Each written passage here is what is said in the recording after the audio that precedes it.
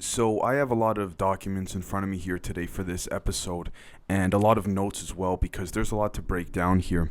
But the reason why, and I want you guys to know this, the reason why I strategically plan out certain episodes in a certain specific order is so you guys can refer back to them and connect them to a certain point in time in which you can understand that the synchronicity between what I'm trying to broadcast to the world is brought together in one. So by the time you see this episode, I would have already released the Project Flash episode, as well as I believe it was the Operation Broken Arrow episode as well. And down the road, I'll be releasing an episode that has to do with investigating Event 201. But the reason why I bring this up is because this here, Conplan Quadruple 8, or Conplan 8888, ties in with all of that. So let's break this down. Now, first off, Conplan Quadruple 8 it's not even a proposal, by the way. It's a protocol. So it's not a project, it's not an operation, it's a protocol that was declassified in 2011. They say that they came up with it and they wrote it and formulated it and then released it to the public in 2011, but I believe this has been a plan that's been implemented for many years, so I'd rather use the word declassified. So once it was declassified, it essentially showed that the Pentagon, the CIA, and every other major, the Air Force, the military, every other major agency or institution that is tasked with protecting us and protecting the people, possibly not just of the United States, but of the world as well, is actually a realistic thing. And the fact that this document is so detailed, it's not a vague document, it's not a vague protocol. It's extremely in-depth. I'm even going to refer to an article, which I rarely do, by CNN that shows how in-depth this is. Now, the reason for this is I believe that they want to have all their bases covered. But if you really look into what the document has said, and it's a multi-page document, by the way, very long to read, but I read all of it, you're going to realize that very subtly it ties in directly with a lot of the underground military tunnels, as well as something called Operation Broken Arrow. And it seems to be influenced by Event 201, which is a United Nations agenda. Now, the thing about this is that there's many different aspects to it, and we can extrapolate and imagine as much as we want, but I'm not going to do that because I want to get right down to what the document implies and certain parts of the document that have actually been redacted. And so when I say redacted, I mean those black bars that cover certain names or things within government documents that are still considered classified that we cannot see. So here's the thing. Operation Broken Arrow, if you guys saw the episode, was an episode about what happens when the United States loses some of its nuclear materials. And there's been well documented over 50 cases in the last, I think it's close to 60 now at this point, in the last 60, 70 years where they have misplaced or lost nuclear materials or very vital materials that are part of building a nuclear weapon, or in some cases, even lost a full-on nuclear warhead. Now, what does that have to do with zombies? I'll explain in a second. These nuclear warheads are directly connected with some of the tunnels that are used to power these underground military bases. And the thing about this is that, yes, do they have backup generators and things like that? Of course they do. But Broken Arrow indirectly shows that nukes are one of the reasons why zombies may in fact exist. And you say, holy crap, okay, what are you talking about now? Why do nukes and zombies? Okay, so the nuclear bomb was created. And then what did they do after that? They took a break from the nuclear bomb and they started working on biological weaponry. Now, yes, we have a virus going on out there right now, COVID-19. I'm not tying it into any of that. So please don't think this is a COVID episode or something like that.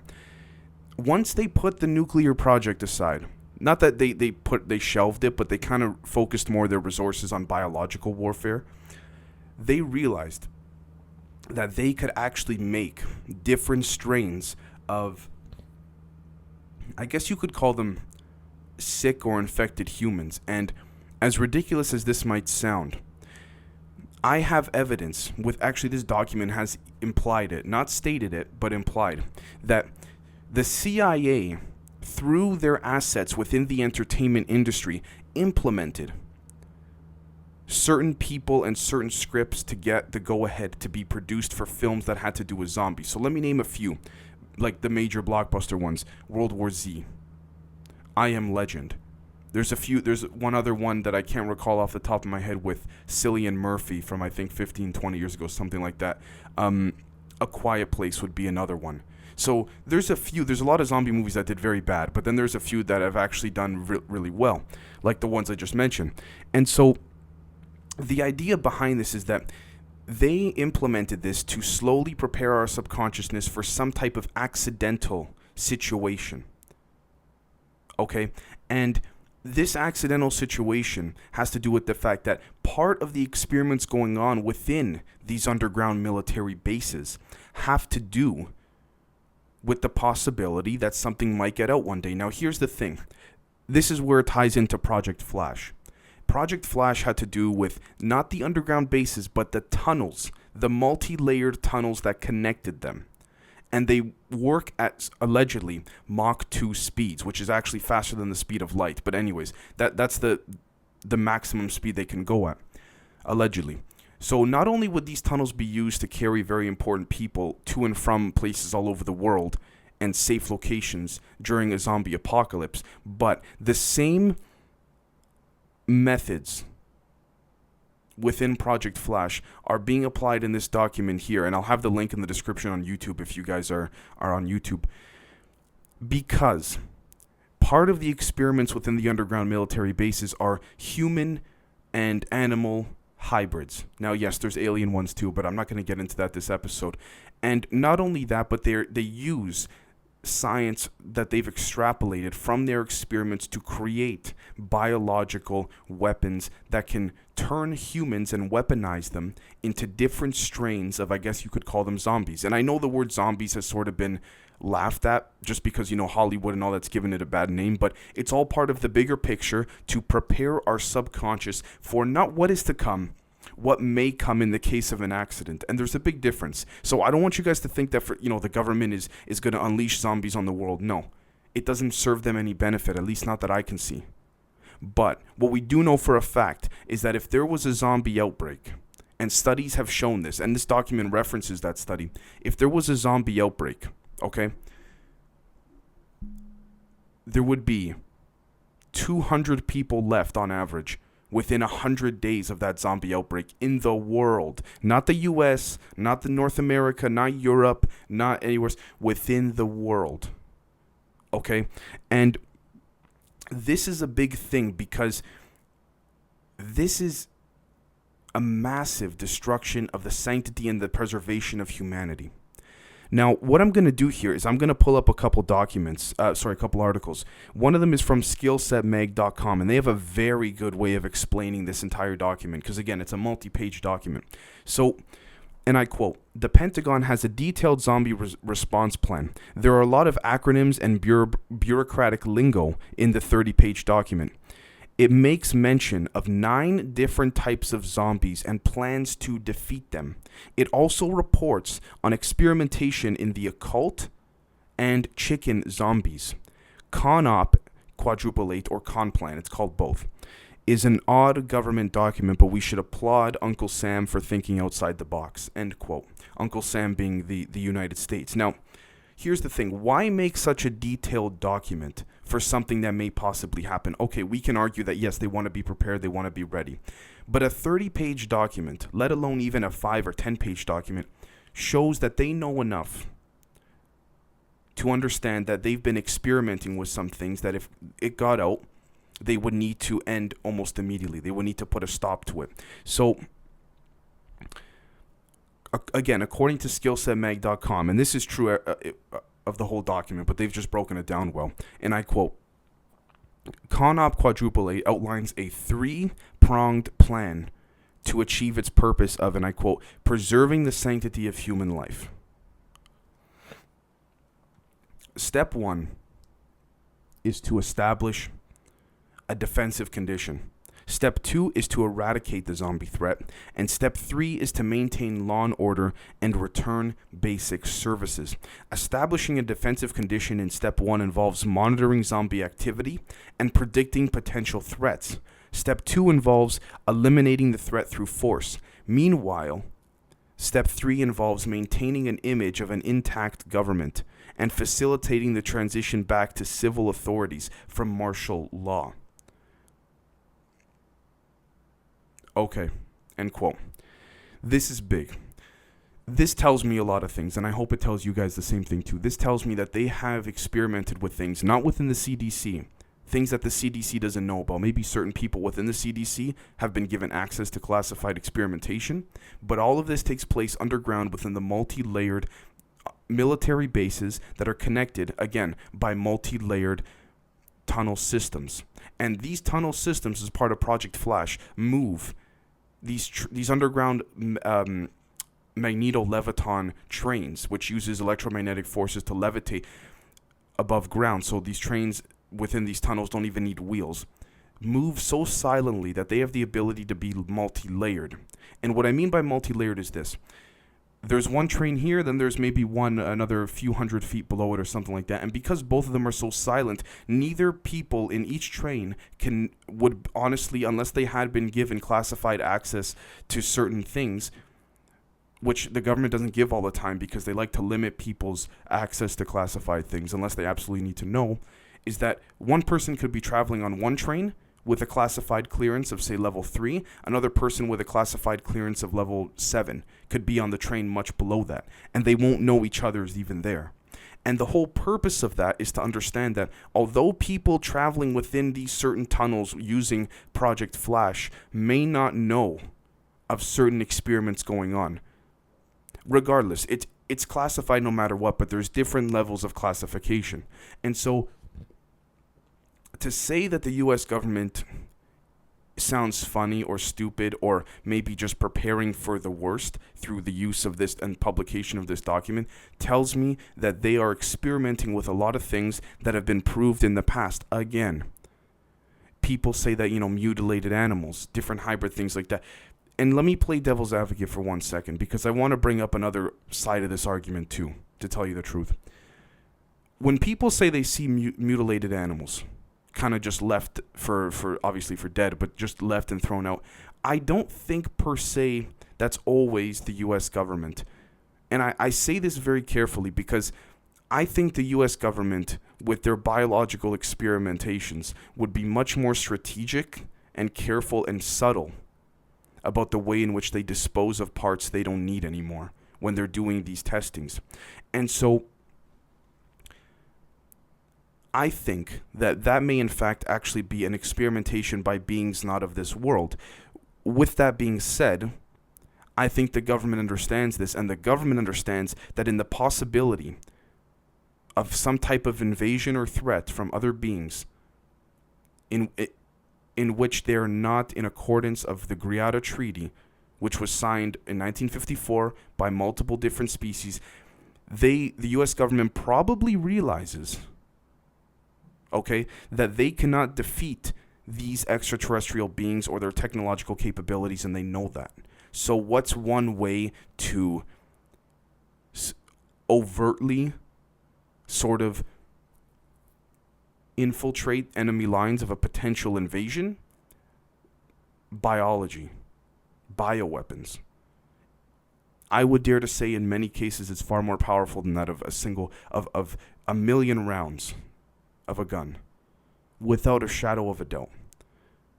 Because as much as they may have better technology than we do, I can tell you right now, Mother Nature is an interesting thing. And if you unleash the full power of Mother Nature, there's no going back. At least for that short period of time. And so the idea would be this. The idea would be that if there was some type of invasion, and I know this sounds a little bit radical, but just bear with me, they could use CONOP in a reverse manner, actually, to wipe out the entire human population, including themselves, if they feel that that this planet is doomed in the face of some type of invasion or something like that. Now, if we bring it down to, I guess you could say, the more realistic, short-sighted, or short-term level of it all, they know that they have experimented, and other countries have done so as well, with many different viruses that have been either man-made, natural-made, or manipulated, or something like that. And they know what capabilities are out there. Don't kid yourselves. Let's not play naive here, right? They know what's going on. The president doesn't even have full access to all of the things going on. And so when that is the case, this 30-page document, in fact, may not even be enough. And so the idea is that continuity of government, or COG, remains intact is not even out of the question. It becomes, again, according to this document, they want to give the appearance that there is still an intact government. But there's a difference between having an intact government and just appearing to have one. Understand what I'm saying? And so I think this 30-page document, which I've printed out, I think this document may in fact be just a small, I guess you could say, percentage of the plans that they actually have. And I'm not saying that because I want to believe it. I'm saying that because one would be naive to think that the government and other governments around the world are not experimenting with biological weapons. Let's be totally honest here. And so I think that ultimately we need to present this in a way to other people who think that it's funny or ridiculous, in a way that encompasses everything. Because again, I've broken down the way the CIA specifically implements or inserts what they call agency assets, or people within the entertainment industry, to slowly but surely over the years influence our subconscious for a potential disaster. Why do you think all the zombie movies that are out there are all accidental, I guess you could say, experiments gone wrong, so to speak? Or someone found the cure for cancer in the case of I Am Legend, and it ended up having a reverse effect in the long term. It cured the cancer, but it made everyone into these, what they call them, dark feeders, or whatever it's called. And so, again, according to a CNN document from CNN.com, they even reference the noticeable difference in the different strains of zombies, almost to a bit of a little bit too precise, almost as if they've been experimenting with things that sort of look like would be, something that they know quite well about, maybe a little too well. And if you want to look at public evidence of it, all you have to do is look at, for example, the drug flakka. Doesn't exactly make someone into a zombie per se, but it produces radical behavior.